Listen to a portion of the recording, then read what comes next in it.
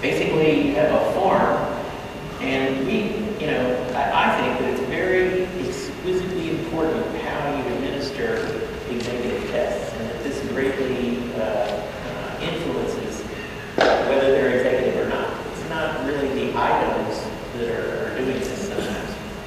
And so we designed a bunch of features into CLOX to emphasize its potential to measure executive function on CLOX-1.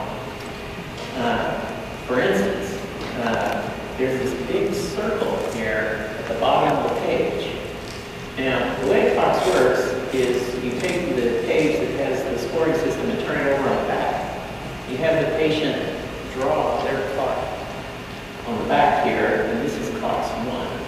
But it should be given on a light-colored surface so that this circle here bleeds through the page and is slightly visible. And we designed this feature to introduce an irrelevant visual cue that tends to draw the attention of this individual executively impaired persons so that they begin to draw their clock down here in this area, whereas young adults, normals will ignore this because after all, it's on the other side of the page. It has nothing to do with what they're doing at this moment. And so they draw their clock up here at the middle. So they're going to lose extra points for doing this, but to potentially lose those points, this circle has to be present, so you can't just do clocks on the back of the notebook pad. You have to use these forms because we designed that into the task itself.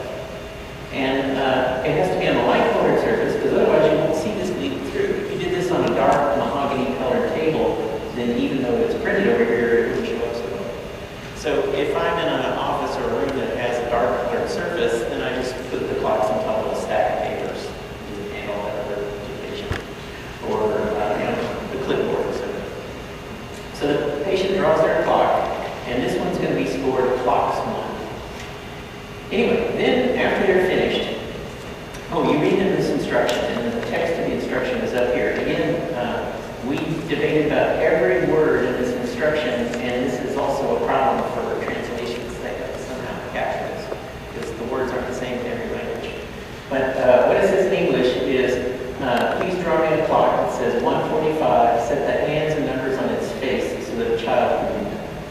Okay, but the word hand and face are put in there because they have relatively strong semantic associations with body parts, not because you wouldn't allow these sorts of irrelevant intrusions to occur. You see?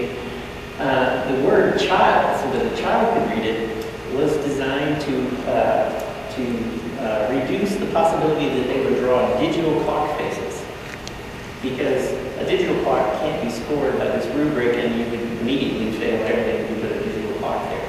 And you might be worried that people will tend to do that, but in fact, by changing that one word at the end of the sentence, we greatly reduced the number of normals that will draw a digital clock face. Because in their mind, when you say so that a child could read them, it brings back images, I guess, of elementary school and analog clocks and Mickey Mouse hands. And so basically we prejudiced the set of the person taking the test by subtly changing the instruction. And so that's another little design feature that we put in the curves. Now, I don't really like to force my preconceptions on the data and these measures because, I don't think that the model of dementia that we've been trained on and work with is really very adequate. So I don't want to impose on the world what I think dementia ought to be like. I want the data to tell me what things are like. So when we came to the exit, it was just, here are 25 things known to go wrong when you have frontal brain damage. Oh my gosh, schizophrenics can't do these things. Therefore, there must be something about the frontal lobe of schizophrenia. But bipolar disease, they can't do it either. And here are normal children, and here are healthy 80-year-olds, and here are type 2 diabetics. All of them are failing these same things that are known to be associated with structural lesions in the frontal lobes. What that tells us, I think, is that something's wrong with frontal function in all of these conditions. It's not always structural. It's not always even in the frontal lobe, right? Through diasthesis, it can be outside the frontal lobe. But there's something fundamentally about the data telling us what executive function is like. It's not us imposing our view of the world saying that, well, executive function is divided into 5 parts. There's judgment, planning, abstraction. Where does that come from? There's no data that's there. That's our model trying to be forced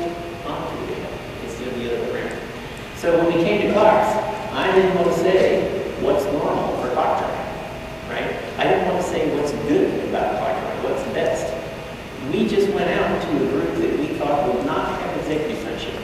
They happened to be freshmen registering for classes at the registration day of a local community college, right? So they're multiple races, they all have a high school education, presumably they're all pretty well developed in terms of their frontal lobe functions, and they're got into college, or at least junior college, so they're playing with a full deck of cards. And so we gave this to 120 of them, and what they did became the basis for the score. See, so these things that I'm going to show you aren't my impression of what people with good executive function should do. It's what people with good executive function do, and it's up to me to try to figure out why they do that. You see? So basically, one of the things that they tend to do is they put the 12, 6, 3, and 9 first. Maybe not necessarily in this order. Maybe it's 12, 3, 6, 9, maybe it's 12, 6, 9, 3.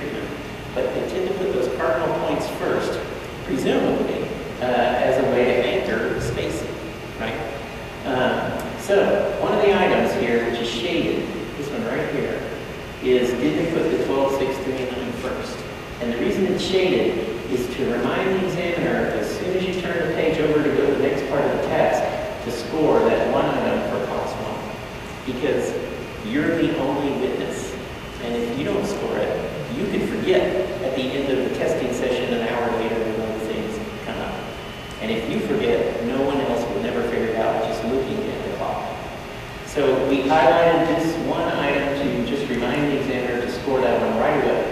And if you put the 12, 6, 3, 9 first, then they get 1 point for that. Then after you do that item, you draw your clock here, and the examiner has to draw a clock that will pass, presumably, because the patient's going to be held accountable to copying it. And so you have to put the 12, 6, 3, and 9 first, because now you're modeling the behavior for the subject, for the patient.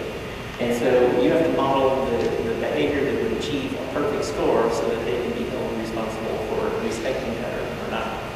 So you put the 12, 6, 3, and 9 first. Then you put in the other numbers in the hands. The hands should be arrows, both of them. There should only be 2 of them. This arrow here, the hour hand, should be visibly shorter than the minute hand, and should point between the 1 and the 2, not at the 1 or at the 2. And then we look at the spacing. We're grading the spacing on either side of the 12 and the 6, because most spacing errors tend to occur between the 5 and the 6, or the 11 and the 12. I'll show you why I think that is later. But that's just where the spacing errors can be. At least one clock drawing task, that's about the only element of clock drawing that they grade, is the spacing in each quadrant of the clock. And so basically, so the idea is, are 5 and 7 equally distant from the 6, and are the 11 and 1 equally distant from the 12? So you're modeling this before the patient's eyes, and then when you get through, you just say, okay, now make a copy of this clock, right? So the first instruction is structured, the second one is, now watch me, and I want you to make a copy of this clock, and then you do that. Aside from those instructions, you cannot help the patient, because basically, people with executive impairment have trouble initiating, sequencing, and controlling their behavior, so they need help with it. And the prevalence of executive impairment, like we saw this morning, is so high that a large fraction of people who you see clinically and have seen for many years have executive impairment, whether you knew it or not. And as clinicians, I think we've been socialized into playing the role of the frontal lobe just to get through our clinical interviews. And whether we know it or not, we subconsciously now prompt and redirect people towards their goals. Right? And we don't even know what we're doing.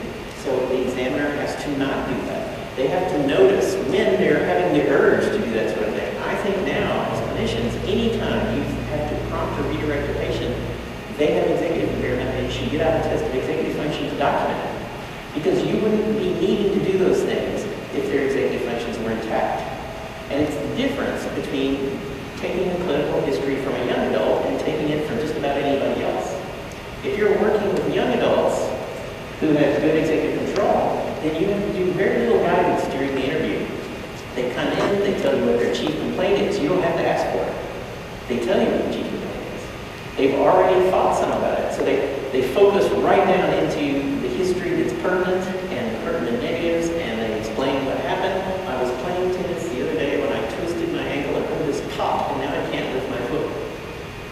Right? That's not how my clinic goes. I have a geriatric practice. I come in and I say, the first thing I always say is, why are you here? What's the, what can I do for you today? And he goes, well, I don't know. And I said, well, why are you here? Well, I don't know. They said, they just noticed. Here I am. Well, do you have any medical problems? Anything bothering you? Oh, yeah, well, my knee hurts. Yeah, but why would they send you to the memory clinic if your knee hurts? And he goes, well, I guess it's good. And so they're not really thinking through the interview, why they're here, who's on first, and what the situation is, and you're having to spend time pulling that out of them. Instead of just spending the time, you should realize that means they have a high impairment and document what it is, right?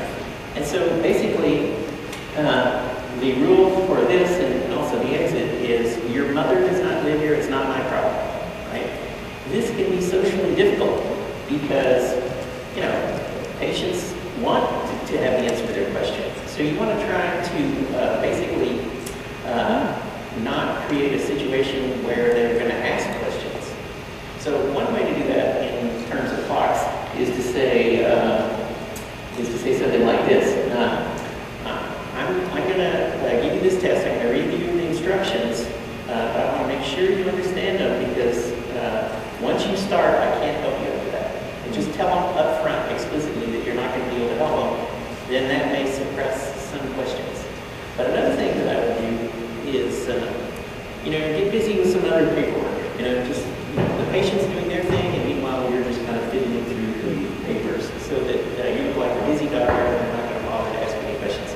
Because it can be awkward if the guy goes, what time was I supposed to set this to? 1:45, right? You can't say yes or no. All you can do if you're explicitly called out on the table is repeat the instruction. Sir, just please drop the clock. It says 1:45, set the hands and numbers on the face of the child you're hitting, and then go back to your hands, right? So I don't want a patient to engage you as their frontal lobe. If you think about this, not all clock learning tests are set up this way. Some of them explicitly say in the instruction that first the patient should draw a circle, and then after the circle have them put in the numbers, and then after the numbers have them put in the hands. And you're taking all the executiveness out of that task. Now it's just a visual spatial task. And this accounts for the variability more than anything else in whether a clock-learning task achieves the purpose of measuring executive function or not.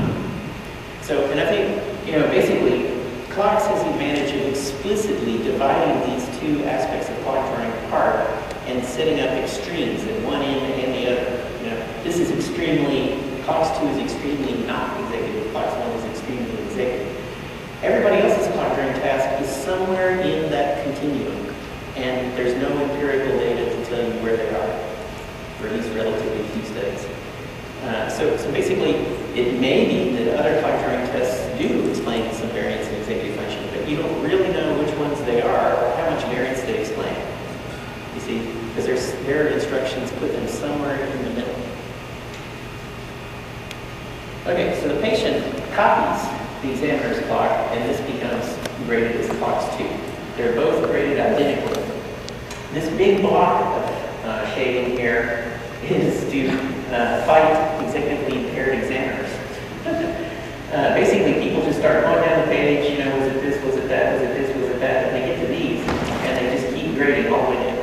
Right? But these last 6 or so items are really one item, which says any of the following. Right? And so if you do any of these wrong, you fail that point. But it doesn't mean you grade every one. Right?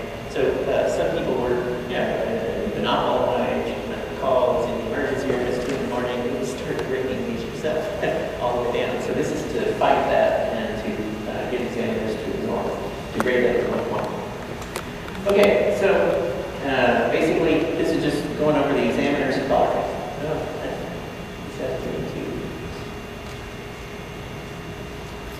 First you put the 12, 6, 3, and 9, and then you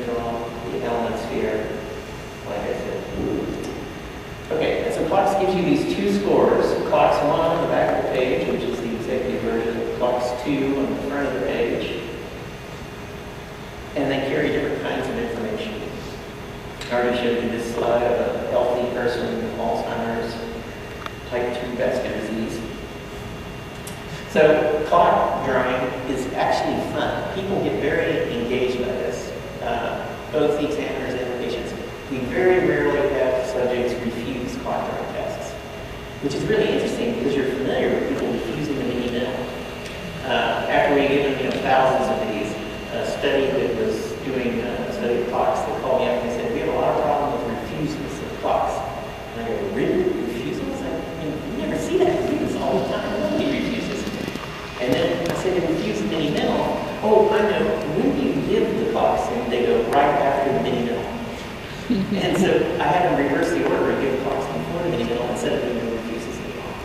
So people actually like clot drawing for some reason.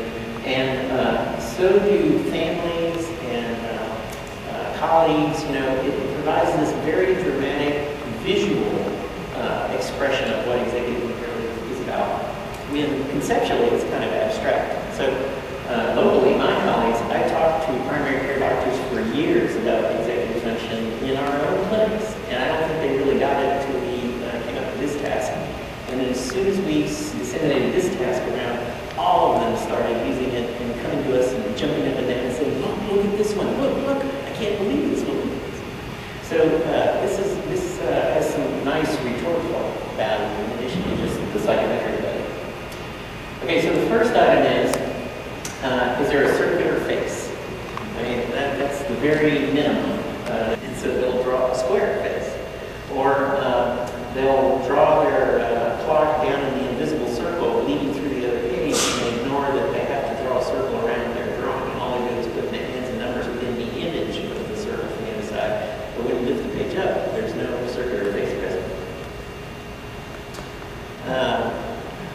Are all the numbers inside the circle? Okay, so they're going to have to be inside the circle. And we need to make sure that the sequence is correct, that it's 1 through 12, nothing extra, nothing let down. The most common error I see in numbering is that they stop at the 10th. Right here you stopped at 9, but you see some of these that stop at the 10 usually. And the way I interpret that is complex behaviors like clock drawing are built out of pieces, and those pieces are generally overlearned habits, overlearned behavioral routines. Everybody has a habit to count to 10. Nobody has a habit to count to 12. You see? So basically, some part of the brain says, oh, clock drawing, you got numbers. Yeah, we got to put some numbers in there. Okay, 1, 2, 3, 4, 5, 6, 7, 8, 9, 10. And then it stops. The habit stops. That's the end of it. If the frontal lobes are there, they go, wait, visual memory, aren't there some more numbers past 10? And, oh, yeah, you got to put 11 and 12. Oh, yeah, 11 and 12. What do they look like? Let's draw the 11 first. And now, let's draw the 12. And so you finish the task. But without executive function, none of that happens. And when the habit, which got fired, stops, then behavior shuts down, and they end up with just the numbers from 1 to 10, nothing after that. And this happens pretty commonly. Okay. Another question is, they only have 2 hands present, and they both have to be arrows. Also, we want to make sure that the length of the hour hand is visibly different than the minute hand. And I'm not saying you should get out a ruler and get very obsessional about this. It's just whether you can just visibly, just in a glance, tell that one of them is obviously longer than the other. Otherwise, I would fail. I'm a very hard reader when it comes to executive function because I think that the patient is responsible for these behaviors. You shouldn't have to be telling them these things. In general, clock drawing errors tend to be of 2 kinds, just like the behavior after frontal lobe brain damage tends to be 2 kinds. There are what I'll call errors of impoverishment, where they leave everything out and have to literally, they have to be told to put the next step into the plan. And then there are these disinhibited type errors where they just go on and on and on and on and on and on and on. I don't know if you can read this, but he even went on and labeled minute and hand. This brings me to one of the slides that Dr. Dakota showed this morning. You remember the one where there was the clock, and then obviously something was underneath that were scribbles and scribbles and scribbles and scribbles and scribbles and scribbles, all the way around. And the same guy was annotating the copy. He put all sorts of tick marks and arrows out from the numbers of the examiner's clock. You remember that slide? And then he signed it and put the date at the bottom of the page. And so what I want to ask Dr. Dakota is whether the patient was told to sign the page. Sorry, that's a new question. Do you remember the clock where your patient scribbled all over it and you put all the arrows around the examiner's clock? He signed it and dated it at the bottom. Did you tell him to do that, or did he spontaneously autograph the production? No. You told him to do that. Okay, well, sometimes we see that as spontaneous behavior in these more disability cases. They'll go on and put their name and address and date, and we just go on and on and on. Okay. So the first clock item is, does it look like a clock? Okay. You know, if I held that up in front of an elementary school class and said, class, what is this? Then I don't think you would say a clock. If they can detect it would be a clock, then I'd accept that, even though it might be very abnormal. But this is going too far, so I would say no. Is there a circular face? This is somebody who literally had a square watch on her wrist while she did her clock test. That visual element intruded into her clock during here. One way that they commonly fail for having a clock that doesn't have a circle present is they put it down in this image. So basically, this clock here, when you lift the image up, you don't see the outer ring anymore. And so now it's just an isolated set of scribblings. But you can see what they've done. They put it down here inside a relevant visual cue provided by the circle on either side. Is the perimeter greater than an inch? One of the common mistakes, again, one of Earl's cases did this, is draw these teeny tiny little clocks, and you'd be amazed how tiny they can get. There's literature that suggests that that is due to motor problems, and specifically subcortical motor problems like Parkinson's disease. Well, that might be true, but I think, you know, basically, if you had intact executive function, you would realize that you had drawn this clock that was impossible to put all those numbers in. You would scratch it out and spontaneously redo it bigger. And so this isn't just motor, it's also cognitive in the sense that they let it go. And sometimes they're so small you really can't get all the numbers in, but they just let it go. That brings me to another point, which is anytime a patient doesn't like what they drew, spontaneously, again, without your intervention, indicates that that's not the right, they got to start over. You let them start over and grade the last one that they do, the final one. You let them have those points if they get extra points, because they've demonstrated to you insight into their earlier dysfunction and capacity to basically change their action plan to accommodate that error, right? So they get those points. So you want to grade the last one that they draw when they do multiple clocks. All the numbers have to be inside the circle. So these would fail. Okay? And notice how he's got 10 and he stopped. And then he tried it again and he's another 10. So it's another example of the 10 coming out. Here's another example of the numbers have to be inside the circle.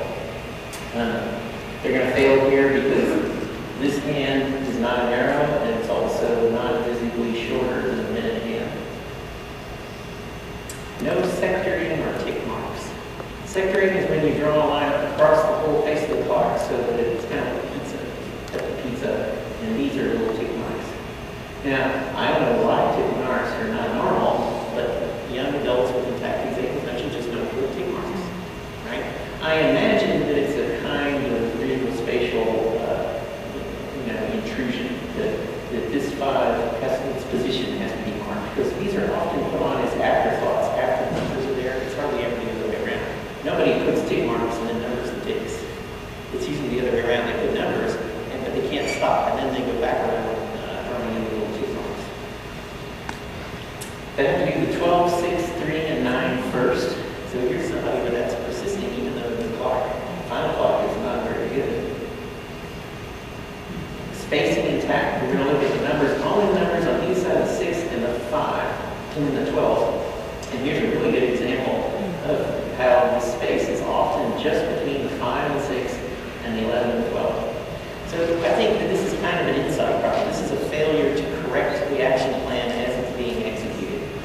guy starts off in his counting habit, and he just goes, oh, okay, 1, 2, 3, 4, 5.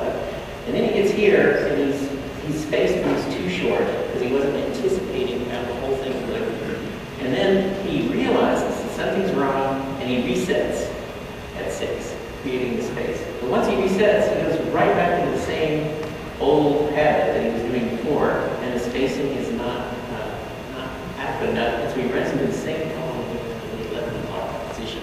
And that's why these two quadrants tend to accrue the most spacing errors. Okay, only Arabic numerals, no Roman numerals are allowed. Only the numbers 1 through 12, no intrusions or omissions. So you can't put any extra numbers in or leave any out. Here they've got carried away here into this 24-hour military-style clock. It's kind of interesting that our big retirement community is populated by retired Air Force generals. Right? And so these are old habits and associations bleeding through into their dementia state. And if you were in a different population, say elderly nuns, then you probably wouldn't see clocks like this much, even though they have exactly the same executive function. See, life story influences behavior by constraining the sets, the repertoire of behaviors the patient has available to work with when facing these novel problems. So life story can interact with executive impairment to determine the details of specific problem behaviors in patients. Here's another example of putting in all these numbers that don't normally go on the clock. And here you see labeling the hands, and the hour hand. This is an example of this envision. They can only have 2 hands. Notice that all these are from the inside out. That's another interesting thing we see, but this one started out here and went in.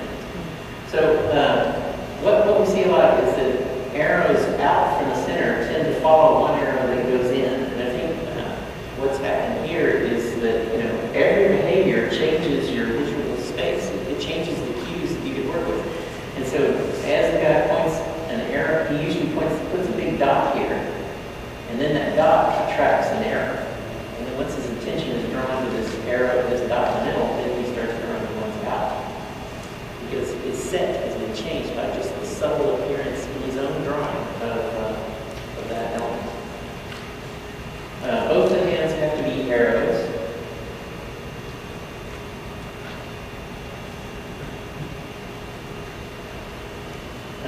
No omissions here. There's none of them where he stopped at 10 when I have it right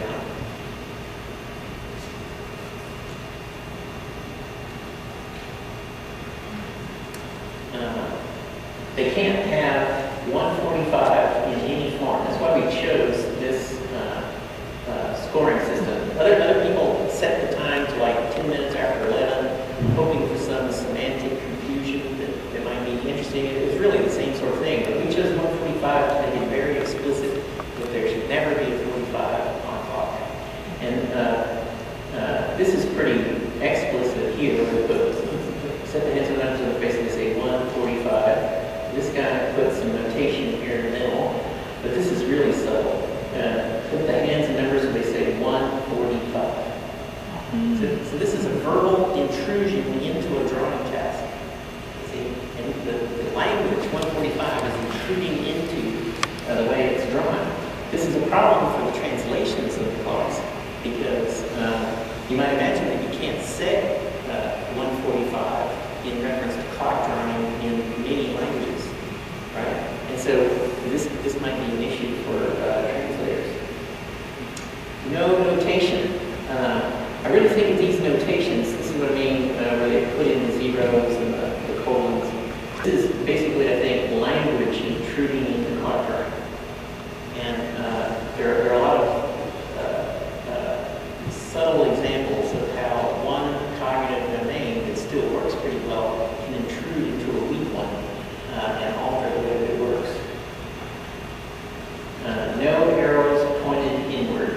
Okay, so here's an example where he drew this big circle, then he drew an arrow to that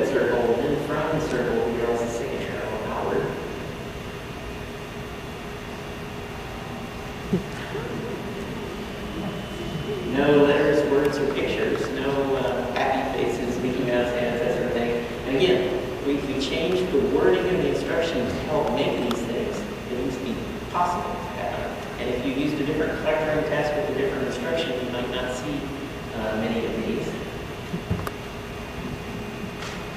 Here are other examples of intrusions from set the hands, set the hands and numbers on the face so that a child can read it. And this is one of my favorites. Some of these border on genius, right? So this is actually a 6th grader. This is a 6th grader who did this. My daughter did a science fair project where she normed CLOX in 106th, 7th, and 8th graders. And so basically this is a 6th grader's clock. And what's great is he starts out and he's going to draw this digital clock, 1:45. But the command was set the hands and numbers on the face. So then he draws the hands and then he circles 1:45 in the face. It's genius. It's great. This is a great example of language dominating a drawing task. So this is someone with right hemisphere lesions, but his verbal skills were relatively preserved. So here is CLOX 1, and he writes clock 40. Okay. Here's his copy note. This is CLOX 2. The examiner drew a clock, and it says, okay, now copy that. And he writes clock 9 o'clock. This is his mini-mental pentagon. That's his response to the mini-mental for copying the pentagon. Because the shapes of the pentagons that were used in that particular form of the mini-mental sort of look like a dog next to a fire hydrant. You know, it just sort of has a semantic association that's relevant, and away he goes with the only domain left standing, which is language in this case. Like I say, we get very few 145s anymore after we changed that command, and usually it's only seen in people who are obviously impaired. So this is another 6th grader. This is another 6th grader trying to tackle this. Here's the guy who did this. After he drew it, he scratched it out, and then he said, no, I got to do this over. And he tried to do the same thing over again and again. He put another digital clock up the top, and but they're clearly impaired.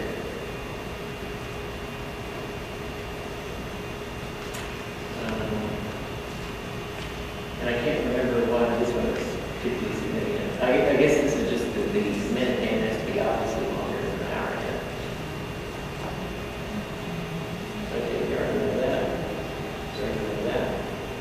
Okay, so I just want to give you a sense of the range of executive impairment that you can detect through the clock.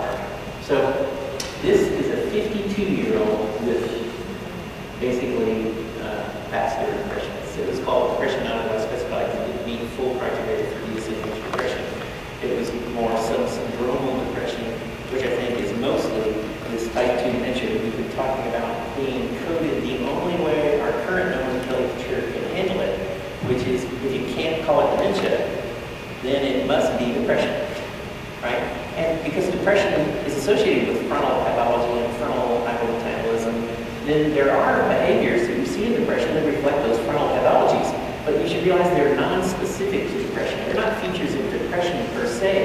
They're features of frontal dysfunction broadly and can be seen in every frontal disorder from normal aging to major depression to schizophrenia.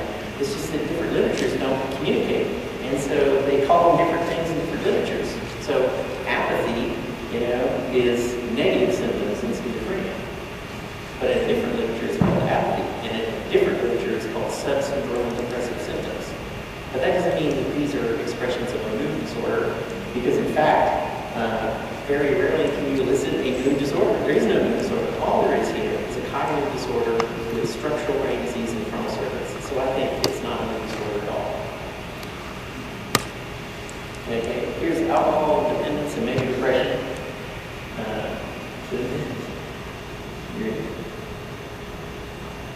75-year-old with vascular dementia who's trying to say 145.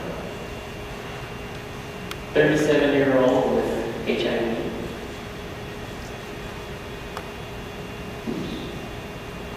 23-year-old with end-stage renal disease. Schizophrenia. Bipolar disease.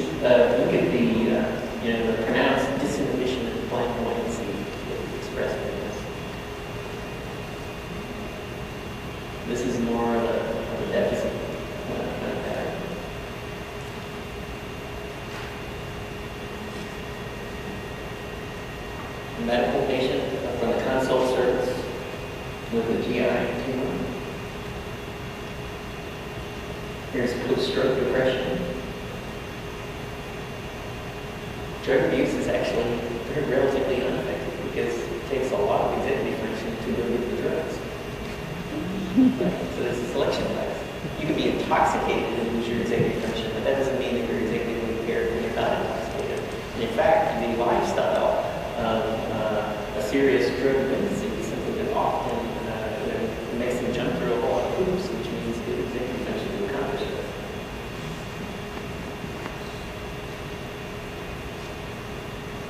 Psychosis is interesting. Psychosis sometimes is associated with executive impairment, but often not. And so just because you're delusional doesn't mean that you are going to fail executive tasks. In general, the performance of people who study the exit and whatever in psychotic disorders, although maybe abnormal relative to age-specific controls, is not meeting our threshold for functionally significant executive impairment at 15 out of 50. And I think what people have to think of when they design studies like this is what is the level of care that you're recruiting your subjects at. Schizophrenics in institutions will have worse executive function than people with the same disease who are recruited from the community, because you can't live in the community with a certain level of executive function. You become institutionalized. See? HIV, dementia.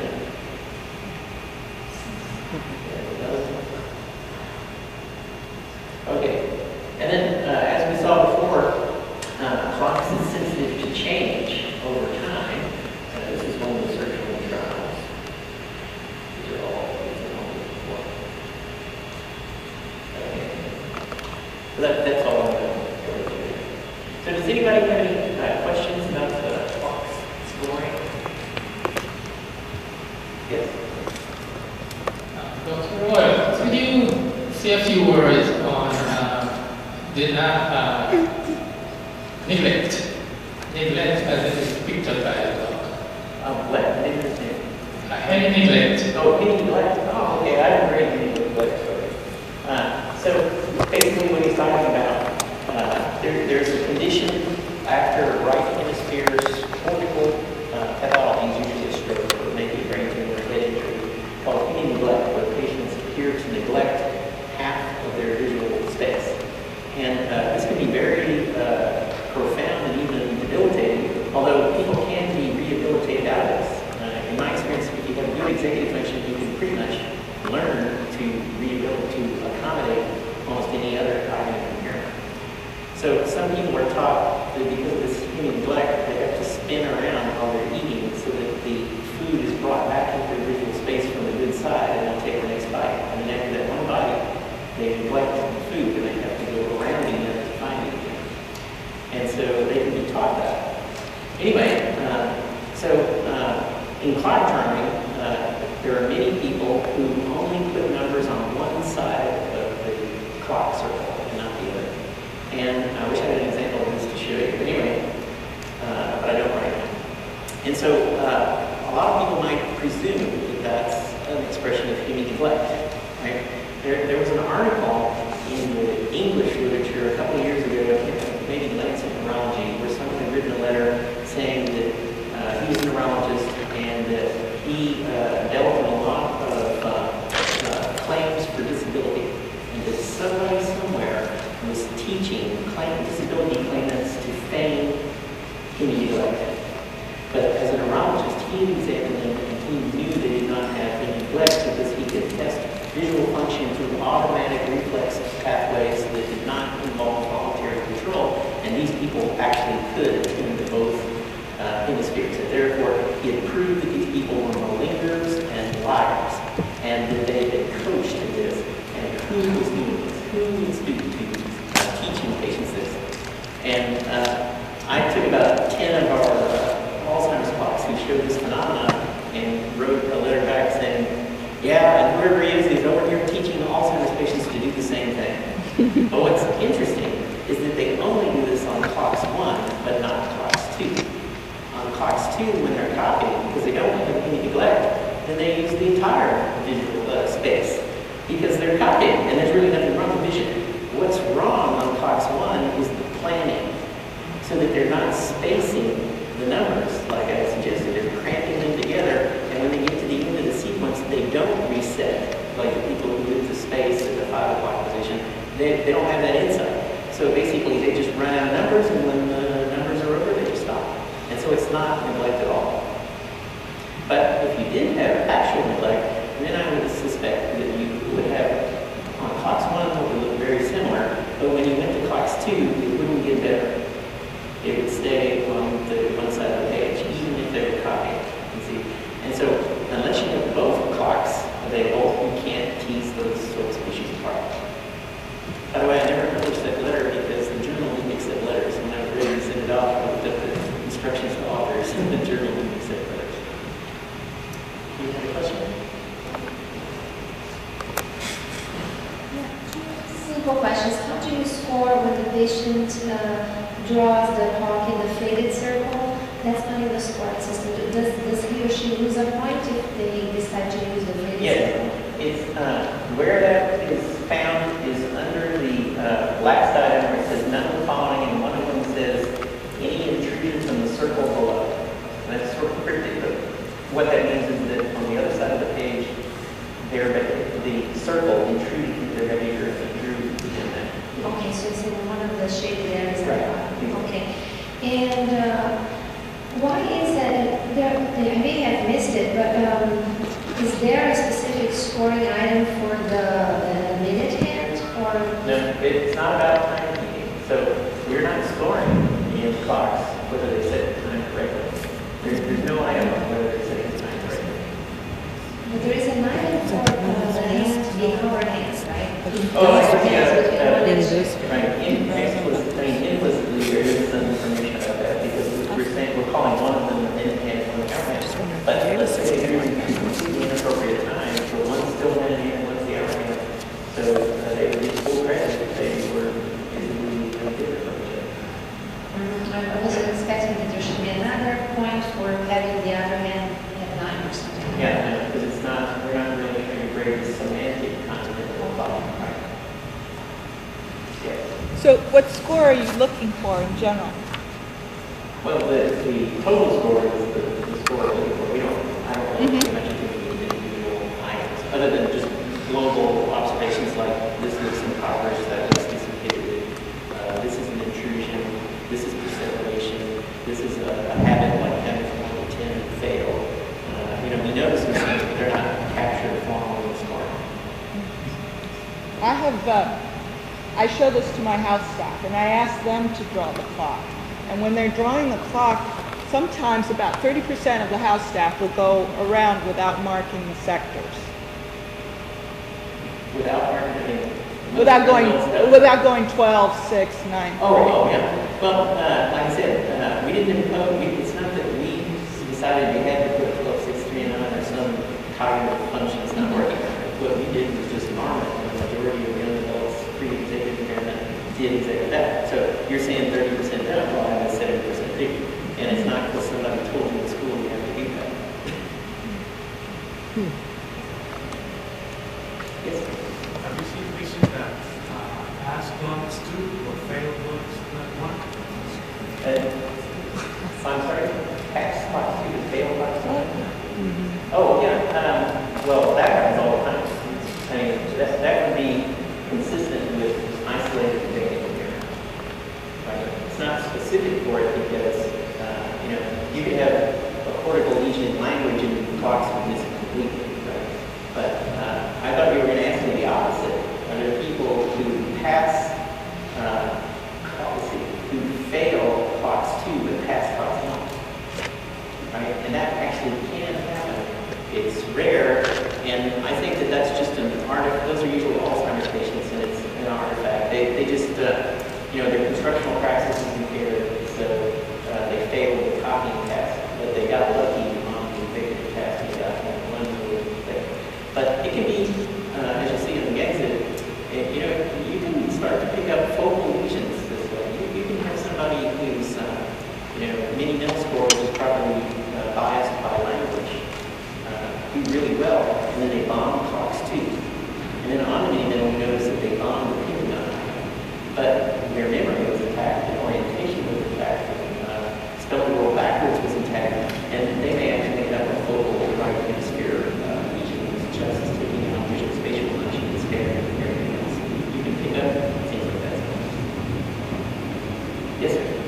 does the validity of the clocks depend on the educational status? The validity of the clocks in education? No, as a matter of fact, clocks is one of, or clock-drawing in general, this is specifically clocks, but clock-drawing is one of the most culture-free and educationally indifferent cognitive measures that has ever been studied for that. In one of our papers, we administered the clocks to 3,000 community dwelling Hispanics over the age of 60 in 5 southwestern states. Okay, 56% had executive impairment on clocks 1. Right? But the average education was 8 years, and a large fraction of these people had almost no education at all. Right? So you might imagine that education interfered with their ability to comply with this novel cognitive task. But we looked at the combination of education, socioeconomic status, the language that the test was administered, English or Spanish, and acculturation, a scale of acculturation. Those 4 variables together explain less than 8% of the variance in who passed or who failed clocks 1. So basically, clocks is relatively indifferent to that, to education, and also there's actually a literature from the Orient of clock drawing being used in relatively uneducated people living in rural communities in China and the hills, and they too can be administered clock drawing tasks validly. So I think clock drawing has a lot of advantages. One of them is it doesn't have the verbal biases that I think are inherent in many cognitive tests, particularly verbal memory learning tests. So it gives you, some window on the right side of the brain, and it's relatively culture and education free.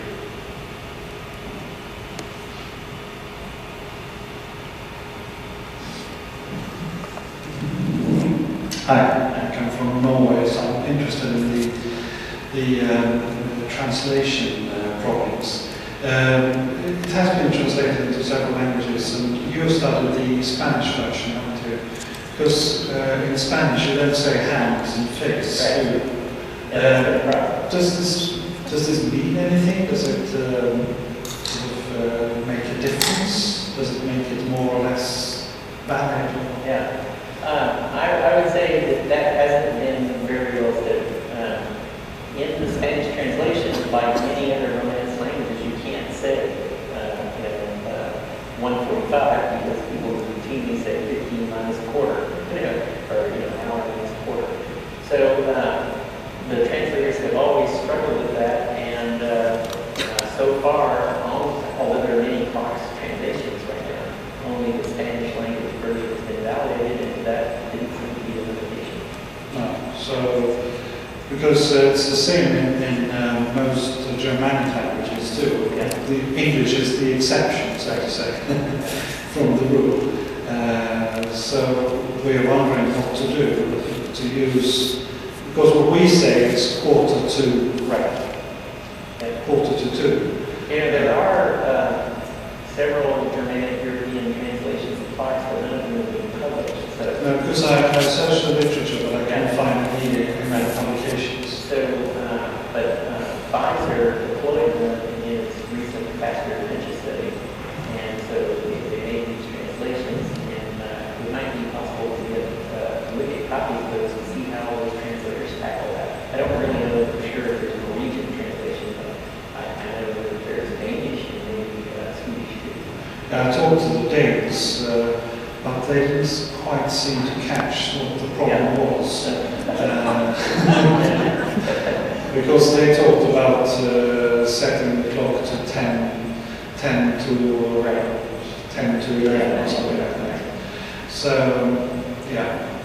But the Spanish version have you shown the same with the Spanish version as you have with the English version? I mean that it sort of predicts... It's the same properties.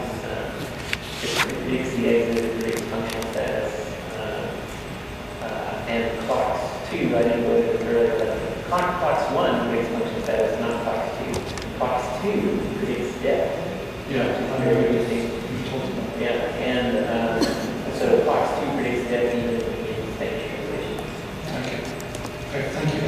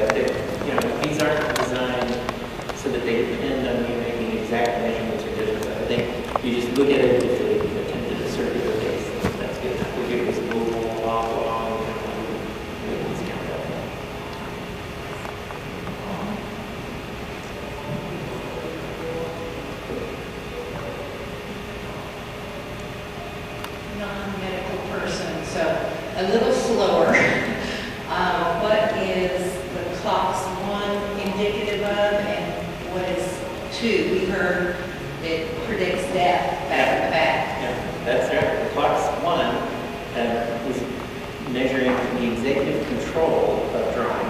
And so, because frontal functions are metamodal, you can be talking about the executive control of dressing or driving a car.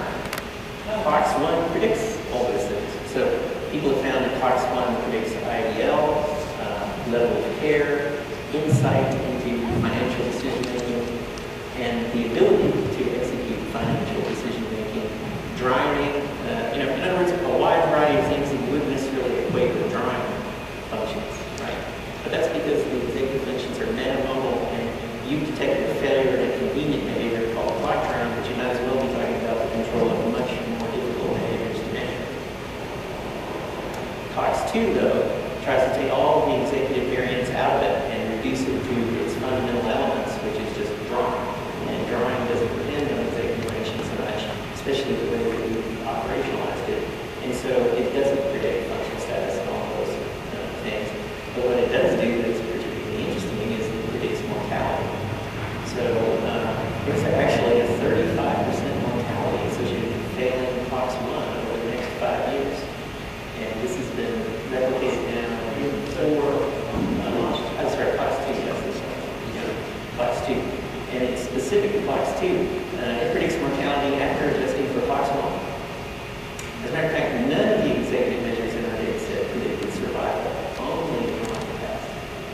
And is there at what score are we concerned about?